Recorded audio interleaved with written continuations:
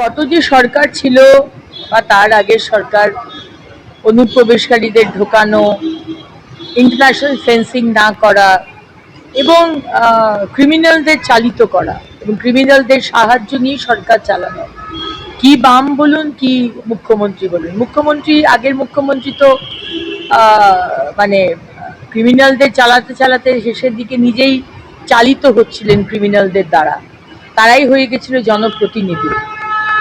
কিন্তু এই নতুন সরকার, আমাদের সরকার, আর সেটা হবে না। সুতরাং আমরা এখন ওই শুদ্ধিকরণ শুরু করেছি, ক্লেনজিং অফ দ্য সিস্টেম। একটু সময় লাগবে, কিন্তু সবই ঠিক হবে। গ্রেফতার আরও এক প্রাক্তন তৃণমূল বিধায়ক। খড়গপুর থেকে জালে মেদিনীপুরের প্রাক্তন তৃণমূল বিধায়ক সুজয় হাজরা।